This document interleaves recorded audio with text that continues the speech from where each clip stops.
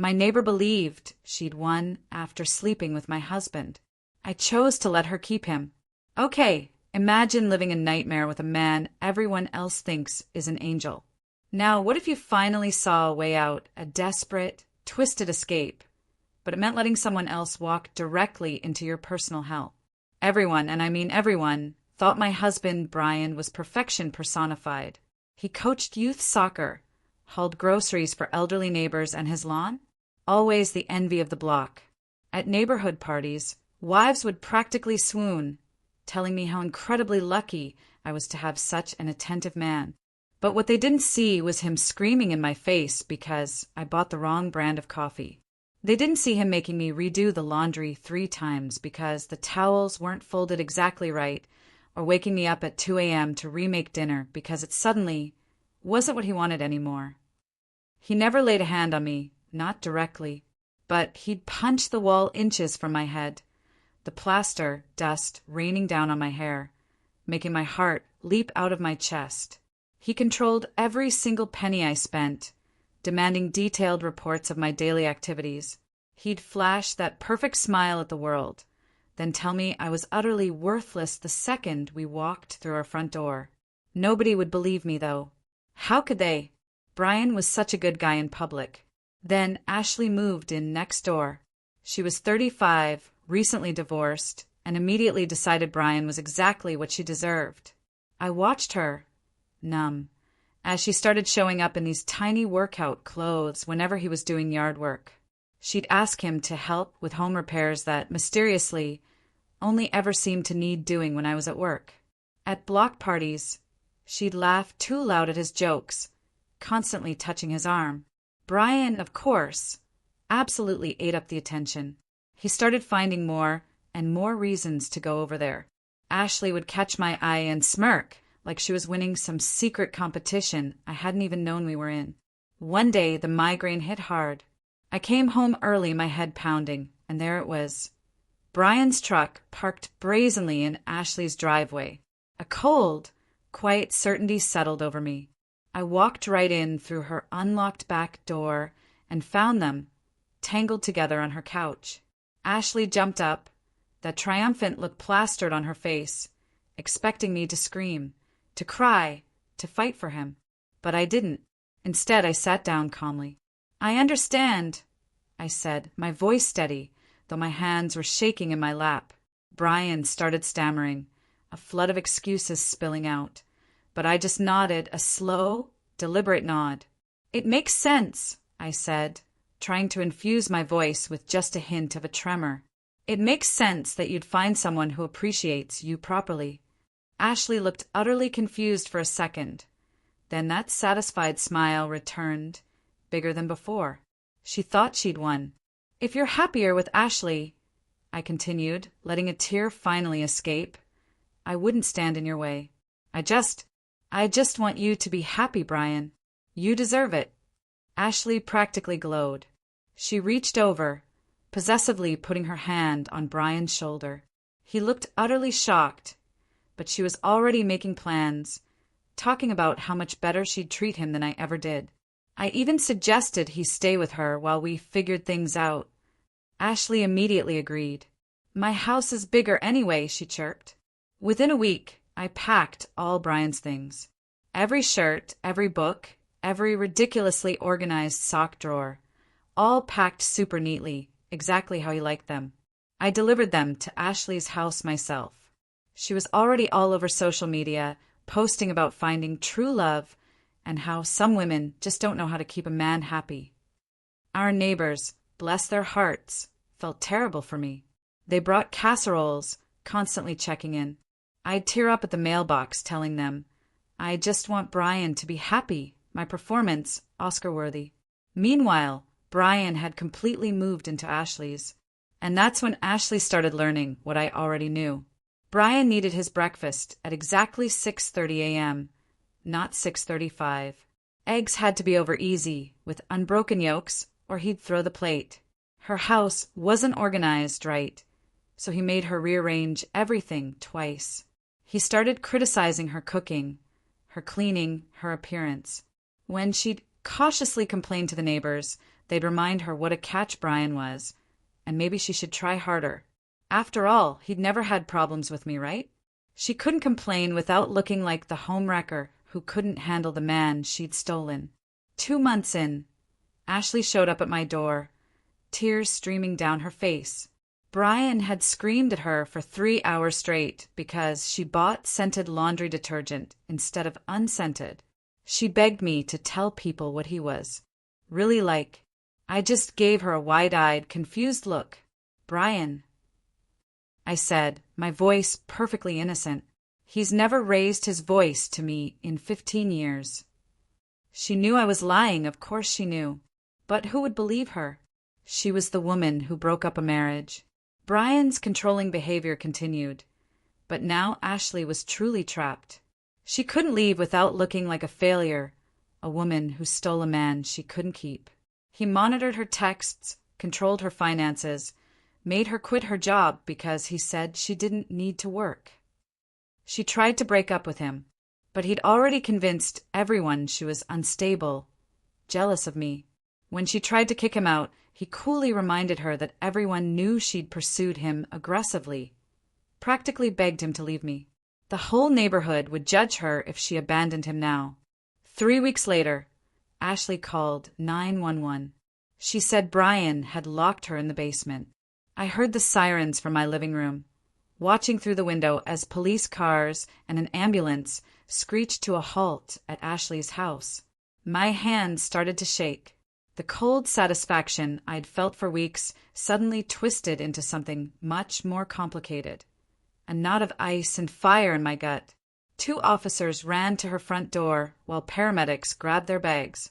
A small crowd of neighbors started gathering, pointing and whispering. Mrs. Schmidt across the street was already on her phone, no doubt texting everyone on the block. The police broke down Ashley's door, and I heard shouting from inside. My coffee mug slipped from my hand, shattering on the floor, but I couldn't move. I just stood there, watching, as they brought Ashley out on a stretcher, a blanket wrapped around her shoulders. Her face was pale, streaked with tears, utterly broken. Behind her, 2 officers walked Brian out. In handcuffs, he was yelling something about a misunderstanding, about Ashley overreacting, how he was just trying to help her calm down. The neighbors stared, utterly confused. This was Brian, their perfect neighbor. I watched them put him in the back of the police car, and I felt sick to my stomach. 20 minutes later, a knock. Officer Valeria Whitley stood there, notebook in hand.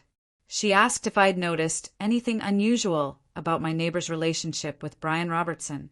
I told her I was Brian's wife, that he'd moved out 2 months ago.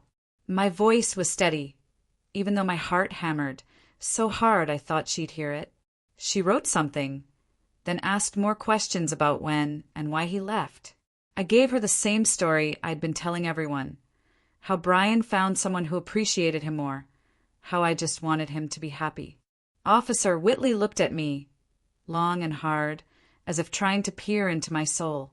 She asked me to come to the station tomorrow to give a statement about Brian's behavior during our marriage. I nodded. "Of course," I said. "Whatever helps." After she left, I sat on my couch for an hour, staring at nothing. That night, I couldn't sleep. I kept thinking about Ashley locked in that basement. I knew exactly what Brian was capable of, and I let it happen anyway. I told myself, asterisk, she pursued him. She wanted him. She got what she asked for. Asterisk, but the justifications felt hollow at 3 a.m., alone with the ghosts of my choices. I got up, made tea, and watched the sun come up. Every time I closed my eyes, I saw Ashley's face on that stretcher. I knew Brian would do something like this eventually. He'd done it to me in different ways for 15 years. He never locked me in a basement, but he locked me in a marriage where I couldn't breathe, couldn't think, couldn't be anything except what he wanted. I let Ashley walk into that same prison. I even helped pack his bags.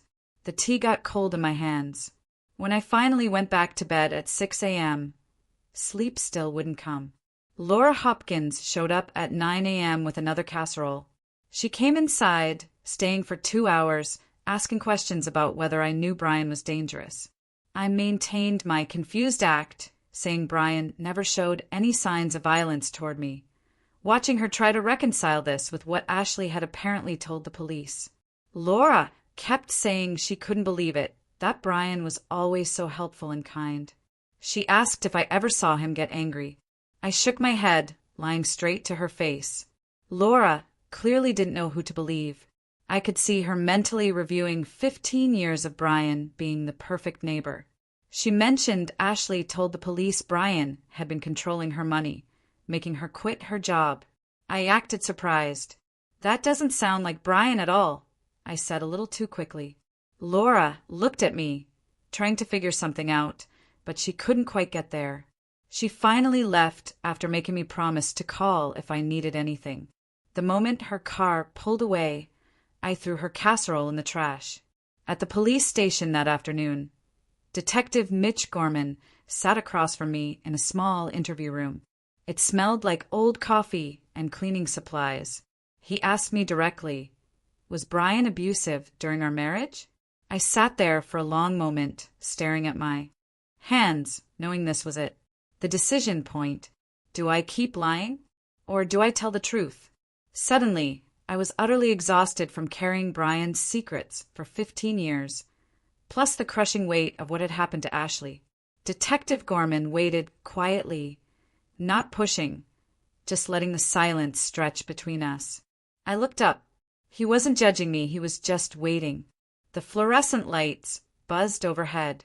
Somewhere down the hall, a phone rang. I opened my mouth, and the truth started coming out before I could stop it. Once I began, I couldn't stop. I told Detective Gorman about the screaming, the wall punching, the financial control, the detailed activity reports, the constant criticism, the 3 times laundry refolding, the 2 a.m. dinner remakes. He took notes carefully, asking specific questions about dates and incidents, treating my 15-year nightmare like the serious crime it actually was. I told him about the time Brian made me stand in the kitchen for 4 hours remaking dinner until it was exactly what he wanted. I told him how he'd smile at neighbors, then scream at me the second we got inside. I told him about the spreadsheets I had to keep of every penny I spent, every place I went. Detective Gorman's pen moved steadily across his notebook. He asked for examples, for details. When I finished, 2 hours later, I felt simultaneously lighter and more terrified than I had been since Brian left. My throat was raw from talking, and my hands wouldn't stop shaking. Detective Gorman slid a box of tissues across the table, and I realized I was crying. He asked why I never reported Brian's abuse. I explained that nobody would have believed me, because Brian was so perfect in public. He nodded like he'd heard this before. Then he asked the question I'd been dreading. Did you know Brian would abuse Ashley when you encouraged him to move in with her? The room suddenly felt too small, too cold. I told him honestly, yes, I knew exactly what would happen, and I let it happen anyway, because I wanted to be free, and I wanted her to understand what she'd been so eager to take from me. The words hung in the air, heavy and irreversible. Detective Gorman's face didn't change, but he stopped writing. He looked at me for a long time. Then he said my statement about Brian's pattern of abuse was helpful for their case. But my admission about knowingly allowing Ashley to enter an abusive situation was deeply troubling. He said I wasn't being charged with anything, but strongly suggested I talk to a professional about my choices. He handed me a card for a therapist who worked with domestic abuse survivors. I took the card, putting it in my pocket. I left the station feeling sick, exposed. My revenge plan suddenly looked less like a clever escape and more like something much, much darker. The sunshine outside felt too bright. The normal people walking around, doing normal things, seemed like they were from a different world. I sat in my car in the parking lot for 30 minutes before I could make myself drive home. 2 days later, Ashley called me from her sister's house.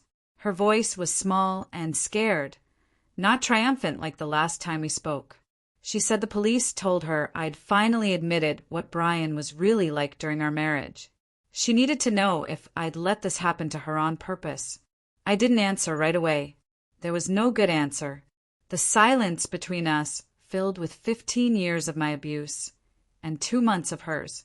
I could hear her breathing on the other end. Someone in the background at her sister's house was making dinner. Pots clanged. Ashley asked again, her voice breaking, if I knew what he would do to her. I closed my eyes, leaning against my kitchen counter. I told Ashley the truth. Yes, I said, the word a bitter pill. I knew what Brian was, and I let her take him anyway, because I was desperate to escape, and she seemed so sure she could handle him better than me. She was crying now. She said she thought I was just a weak woman who couldn't keep her husband happy. And I told her that's exactly what Brian wanted everyone to think about me too. I told her I was sorry, but the words sounded empty, even to me. We were both quiet for a while. 2 women who survived the same man, but got there in very different ways. Ashley asked me how I lived with him for 15 years. I don't know. I told her the truth plain and raw. I just did, one day at a time, until I couldn't anymore. She said she only lasted 2 months before he locked her in that basement. She couldn't imagine 15 years of that. Neither of us knew what else to say. The silence stretched out until Ashley finally said she had to go. She hung up without saying goodbye. I was left standing in my kitchen, holding my phone, feeling like the worst person in the world. I sat there for a long time, trying to figure out what I was supposed to feel. The conversation kept playing in my head, especially the part where she asked why I didn't warn her.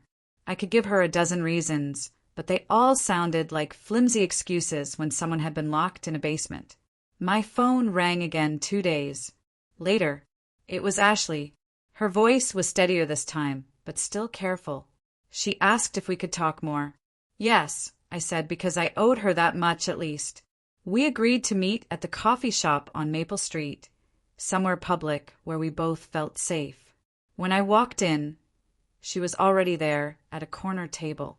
She looked smaller than I remembered from when she used to parade around my yard in those workout clothes. No triumphant smirk now, just tired and scared and maybe a little bit broken in ways I recognized. I sat down across from her. We didn't say anything for a minute, just 2 women who shared the same nightmare from different sides of the fence. Ashley finally asked me straight out, "Why didn't you just warn me about Brian?" Her voice cracked on his name, like it hurt to say. I told her the truth, because lying seemed pointless now.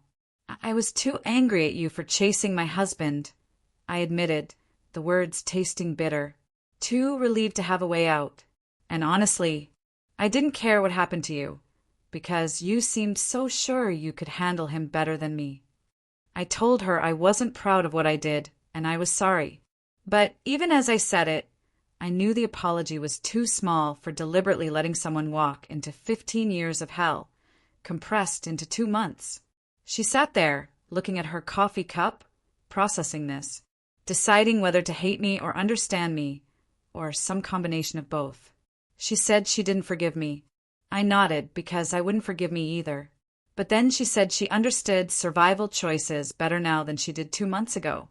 And maybe, she added, someday we can both live with what happened. Something loosened in my chest that I didn't know was tight.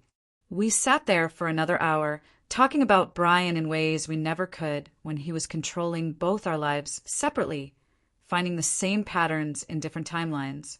When we left, I didn't know if we were friends or allies or just 2 people connected by shared trauma. But it was something. 3 days later, my phone rang. It was Detective Gorman. His voice was professional, but I could hear the satisfaction underneath when he told me they were charging Brian with unlawful restraint, domestic battery, and stalking based on what he did to Ashley. He explained that my statement about Brian's abuse during our marriage strengthened their case immensely because it showed this wasn't just one bad incident, but a pattern of behavior spanning 15 years. A rush of relief washed over me. Brian would finally face consequences, but right behind it came crushing guilt. Ashley had to be hurt for the pattern to finally be visible to everyone. I thanked Detective Gorman and hung up then sat on my couch staring at nothing. All those years I suffered in silence because nobody would believe me. And it took Brian locking another woman in a basement for people to see what he really was. I should feel vindicated, but mostly I just felt sick. My phone buzzed. A text from Ashley. Heard about the charges. You okay? I texted back, I don't know. It was the most honest answer I had. She sent back a heart emoji. And somehow that tiny symbol from someone who had every reason to hate me made me cry harder than I had in weeks. The neighborhood exploded over the next few days. Word spread about Brian's arrest. I watched from my window as small groups of neighbors gathered on sidewalks, talking in low voices, glancing at both my house and Ashley's. Laura Hopkins showed up at my door with another casserole and an apology in her eyes. She said she was so sorry for not seeing what was happening to me all those years. I told her Brian was very good at hiding it, which was true, but didn't make me feel less alone for 15 years of suffering. She sat at my kitchen table and admitted she'd heard things occasionally through the walls, raised voices crashes, but convinced herself it was nothing because Brian seemed so nice in public. I wanted to be angry at her, but I couldn't. I knew how good Brian was at his performance. Other neighbors stopped by over the next few days, each with their own version of the same guilt. Tom from across the street said he saw Brian yelling at me in the driveway once, but figured it was just a normal married couple argument. Sarah from 2 doors down admitted she heard me crying late at night sometimes, but didn't want to pry. Each confession was another reminder that people noticed pieces of my nightmare, but nobody put them together until it was too late for both me and Ashley. I told them all the same thing. Brian was skilled at hiding his abuse, but inside, I was screaming at every single one of them for seeing something wrong and choosing to look away. A week after the charges were filed, my phone rang from a number I didn't recognize. It was Brian's lawyer, a man with a smooth voice. He introduced himself, then asked if I'd be willing to testify that Brian never physically hit me. He was trying to minimize the abuse to just emotional stuff that's harder to prosecute. I could hear the strategy in every word.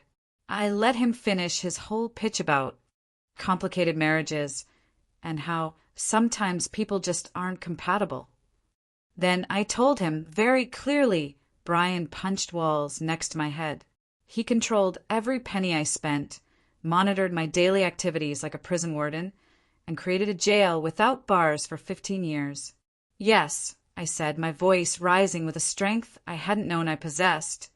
I will absolutely testify to all of that in court. And I'll make sure the jury understands exactly what kind of person Brian Robertson really is. The lawyer sounded frustrated. He said I was being vindictive, which almost made me laugh. Vindictive didn't even begin to cover what I'd done. I hung up on him mid-sentence. I sat there, feeling something close to satisfaction for the first time since this whole thing started. That night, I woke up at 2 a.m. I couldn't breathe.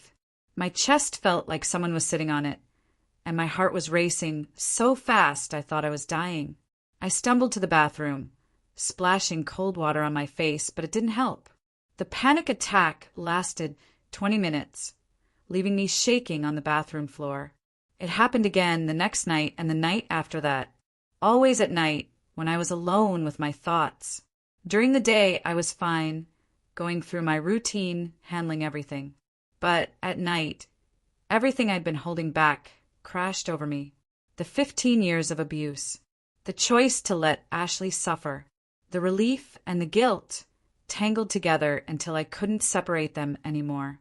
I lay awake, afraid to sleep, because I knew the panic would come back. After the 4th sleepless night, I pulled out the card Detective Gorman gave me and called the therapist's number. A woman answered. My voice shaking, I made an appointment for the next day. I needed help dealing with some things. Catherine Miller's office was in a small building downtown. The waiting room was comfortable with soft chairs and calm colors. She came out to get me herself, a woman in her 50s with kind eyes and no clipboard. Her office was small and comfortable, nothing clinical. Just 2 chairs, a bookshelf, and a window with plants. I sat down, and she asked me to tell her what brought me here. I started with the panic attacks, but then I kept talking, telling her the whole story, including the parts that made me look terrible. I told her about 15 years with Brian, about letting Ashley take him knowing what would happen, about feeling relieved and guilty at the same time. She didn't look shocked or disgusted. She just listened carefully, taking a few notes. When I finished, she was quiet for a moment. Then she said, "Trauma responses are complicated, and survival strategies don't always align with the person we want to be." Something about the way she said it, so matter of fact, so without judgment, made me cry harder than I had since this whole thing started. We talked for the full hour about how abuse victims sometimes become complicit in abuse cycles, and how recognizing that is painful but necessary for healing. When I left, I felt raw, exposed, but also maybe a little bit lighter, like sharing the weight made it slightly easier to carry. A week later, I was home when my phone buzzed with a news alert. Brian made bail. Ice spread through my whole body. He was out there, legally required to stay away from both me and Ashley, but out there. I called a locksmith immediately. All my locks were changed that afternoon. Then I went to the hardware store and bought a security camera for my front door. I installed it myself, my hands shaking the whole time. That night, I jumped at every sound, checking the windows constantly, making sure the new locks were secure. I texted Ashley to warn her. She texted back that she was staying at her sister's house and wasn't going back to her own place anytime soon. I didn't sleep that night, just lay in bed, listening to every creak and rustle. At my next therapy session, Catherine said this was normal after years of living in fear. It would take time before my body believed I was actually safe now. She explained something about nervous systems and trauma responses, but all I heard was that Brian still controlled me, even from a distance. The fear was heavy and constant. It made me so angry that he could still do this to me without even being here. My phone buzzed with a text from Ashley. "You scared too?" I texted back, yes, jumping at every noise, even though Brian hasn't contacted me. She said her sister's house felt safe, but she was afraid to go back to her own home, where Brian knew every corner and hiding spot. We texted back and forth for over an hour, trading fears and reassurances that probably didn't help much, but at least we weren't alone in them. She told me about waking up at night thinking she heard footsteps. I told her about checking the locks 5 times before bed. 2 women who barely knew each other, but shared the specific, chilling fear of what Brian Robertson was capable of when he was angry. She asked if I thought he'd actually stay away.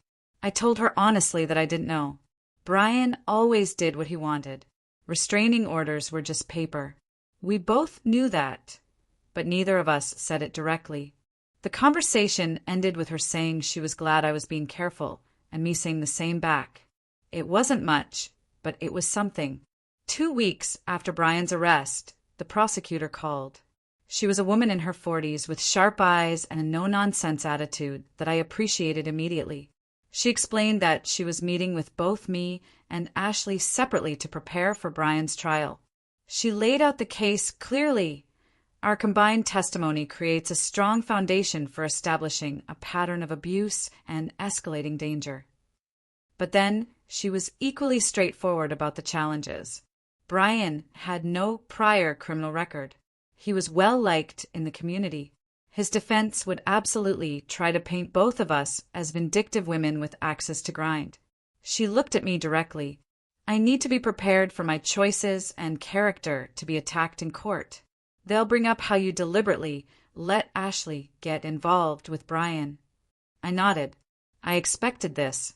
She asked if I could handle that kind of scrutiny. Yes, I told her, my voice firm, because the alternative is Brian walking free. She seemed satisfied.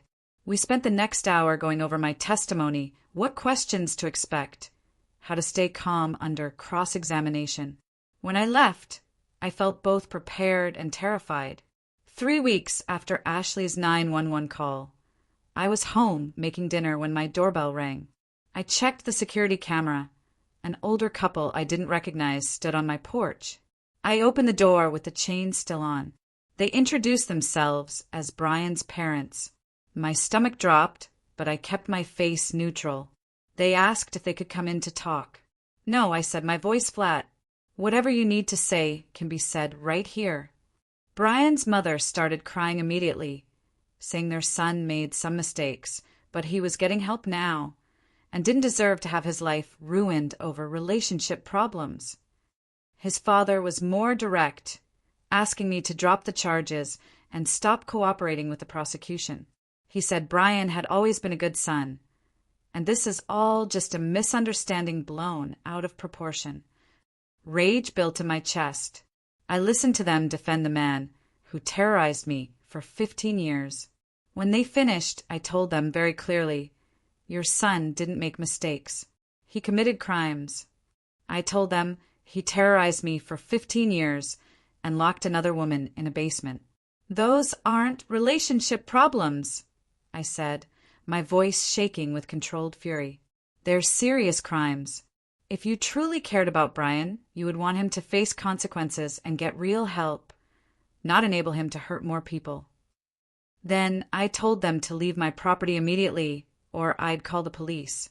They stood there, shocked for a moment. Brian's father started to argue, but I slammed the door in their faces and locked it. I watched through the security camera as they stood on my porch for another minute before finally leaving. My hands were shaking, but I felt strong for the first time in weeks. I spent the next few weeks going to Catherine's office every Tuesday afternoon. Each session chipped away at the walls I'd built around what I did. She never let me off easy or told me what I wanted to hear. Instead, she asked questions that made me squirm in the leather chair while I tried to find honest answers. We talked about how abuse victims sometimes become part of abuse cycles without meaning to. How survival could twist into something darker when you're desperate enough. She helped me see that I could hold two truths at the same time, without one erasing the other. Yes, Brian abused me for 15 years, controlling every part of my life until I couldn't see a way out. Yes, I deliberately let Ashley walk into that same nightmare because I was angry and desperate and wanted someone else to understand what I'd survived. Both things were real, and I had to live with that weight. Catherine said, recognizing you made a harmful choice doesn't mean the 15 years of abuse didn't happen, or that you deserved what Brian did to you. She said, you're responsible for not warning Ashley, but Brian is responsible for being an abuser in the first place. The guilt didn't go away, but it became something I could carry, instead of something that crushed me flat. My phone buzzed one morning with a text from Ashley. Want to meet for coffee? I stared at the message for 10 minutes, trying to decide if I was ready. Finally, I texted back yes. We agreed to meet at a cafe downtown where neither of us had history. Someplace neutral where we could both feel safe enough to talk. I got there early, choosing a table near the window with a clear view of the door. Ashley arrived exactly on time, looking thinner. Her hair was pulled back tight and dark circles under her eyes that makeup didn't quite hide. We sat across from each other, coffee cups between us like a barrier we weren't sure we wanted to cross. She told me she started therapy, too. That she was working through anger at Brian and anger at me, but mostly anger at herself for being so sure she could handle a man she didn't really know. I nodded. I understood that particular flavor of self-blame better than I wanted to. I told her Brian fooled everyone, including me, for years. That he was an expert at showing people exactly what they wanted to see while hiding what he really was. I said she was working with incomplete information, and that was true, even though I had deliberately kept that information from her. Ashley's hands shook slightly as she wrapped them around her coffee cup. She said the hardest part was knowing she pursued him so aggressively that she wanted to prove she was better than me at keeping him happy. And now she had to live with the consequences of that choice, while also being a victim of his abuse. I didn't have good answers for how to balance those things, because I was still figuring it out myself. We ended up talking for 2 hours, our coffee going cold, comparing notes about our different experiences with the same man. The parallels were uncomfortable, sometimes shocking. Ashley described how Brian made her feel crazy for objecting to his control, how he'd gaslight her about conversations they'd had and rules he'd set. She said he'd be sweet and loving one moment, then turn cold and cruel the next, leaving her constantly trying to figure out what she'd done wrong. That's exactly what he did to me for 15 years, I told her. That specific pattern of keeping me off balance, so I never knew which Brian I'd get. We talked about how he controlled money and monitored phones and made us account for every minute we spent away from him. How he'd punch walls and slam doors, but never quite cross the line into hitting us directly. How he convinced everyone else that he was perfect while making us feel worthless in private. Ashley said the worst part was how isolated she felt, how she couldn't tell anyone what was happening because she was the home wrecker who stole another woman's husband. I admitted that I counted on that when I let Brian move in with her, that I knew she'd be trapped by her own role in breaking up my marriage. The honesty sat heavy between us, but it felt necessary. We weren't friends, and maybe we never would be, but we were two people who survived the same predator, and that created a connection neither of us wanted, but both of us needed right now. Before we left, Ashley asked if I thought we'd ever be okay. I don't know, I told her honestly, but at least we're both trying to figure it out. The prosecutor called both of us separately to say Brian's trial date was set for 2 months out. She needed us both to testify about our experiences with him, to establish the pattern of abuse, and show it wasn't just one bad relationship, but a deliberate method of control he used on multiple women. She warned us that the defense would try to tear us apart on the stand. They'd paint me as the bitter ex-wife lying for revenge. They'd paint Ashley as the homewrecker who regretted her choices and invented abuse claims to avoid responsibility. We spent several sessions at the prosecutor's office, preparing for cross-examination, learning to stay calm while lawyers picked apart our worst moments and darkest choices. The prosecutor played defense attorney, asking brutal questions about why we stayed, why we didn't report, why anyone should believe us now. She made us practice answering without getting defensive or emotional, keeping our voices steady while we described the worst things Brian did. Ashley and I sat in that office on different days, going through the same terrible preparation. Both of us learning how to turn our trauma into testimony that would hold up in court.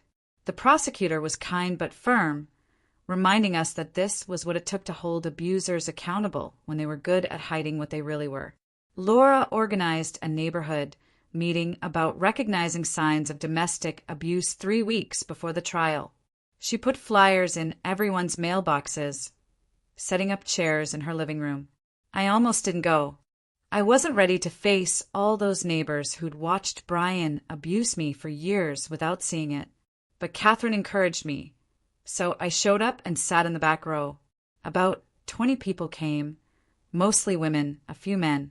Laura started by talking about how abuse isn't always obvious, how it can hide behind perfect lawns and friendly waves and youth soccer coaching. Then she opened the floor. One neighbor admitted she heard me crying through our shared wall sometimes, but convinced herself it was allergies or sad movies.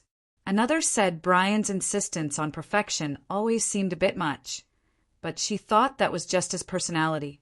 A woman from 2 streets over-talked about how her ex-husband was similar, controlling and cruel in private, but charming to everyone else.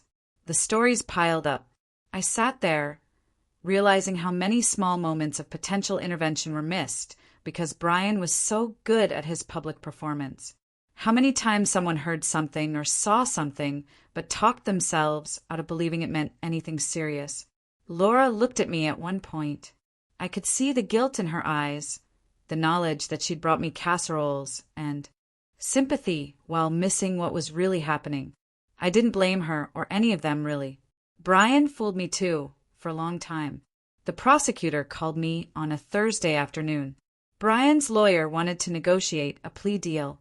They were offering to plead guilty to reduced charges in exchange for accepting a restraining order, completing a domestic violence intervention program, and serving 6 months in county jail. The prosecutor said she was willing to accept this if both Ashley and I agreed, but she wanted us to understand what it meant. Brian wouldn't have a felony on his record. He'd be out in 6 months instead of facing years in prison if we went to trial. But it also meant we didn't have to testify, reliving everything in public while defense lawyers attacked our credibility. She said Brian's lawyer tried to negotiate for less time and no jail at all, but she was firm. The pattern of abuse across multiple victims meant this was the best deal they'd get. I talked it over with Ashley for an hour, weighing the pros and cons. Both of us wanting Brian to face a jury, but also dreading the public testimony. Finally, we both agreed to accept the plea deal if the prosecutor thought it was the right move. She called back the next day to say she was presenting the offer to Brian's lawyer and would know within a week if he accepted or insisted on going to trial. Brian accepted the plea deal 3 days before trial was scheduled to start. The prosecutor called to tell me. I felt this weird mix of relief and disappointment crash through my chest. Relief because I didn't have to sit in that courtroom and describe 15 years of abuse while Brian's lawyer tried to make me look like a liar. Relief because I didn't have to see Brian's face while I talked about the worst things he did to me. But disappointment, too. Because part of me wanted everyone to hear exactly what Brian Robertson really was, in a courtroom where he couldn't control the narrative or charm his way out of consequences. I wanted that public record of his abuse that a trial would have created. Ashley texted me an hour later, saying she felt the same way. Glad it was over, but wishing Brian had faced a jury. We texted back and forth about how 6 months seemed like nothing compared to what he put us through. But at least it was something. At least he had to admit what he did and accept consequences, even if they were smaller than we wanted. The prosecutor said the restraining orders would extend 3 years beyond his release date, and he'd have to complete the domestic violence program and check in with a probation officer regularly. It's not enough, but it's more than nothing. For months after Ashley's 911 call, I'm sitting in Catherine's office. I'm telling her I'm sleeping better now. I still check the locks before bed, but only twice instead of 10 times. I still jump at unexpected noises, but I don't spend hours frozen in panic anymore. Brian is in jail serving his 6 months, and both Ashley and I have restraining orders that will keep him away when he gets out. Catherine asks how I'm handling the guilt about Ashley.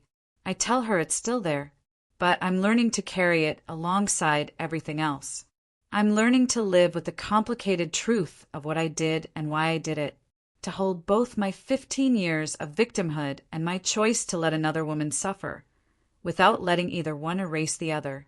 I tell Catherine I'm not healed, and maybe never will be completely, but I'm free from Brian, and that freedom is real, even if it cost both me and Ashley more than it should have.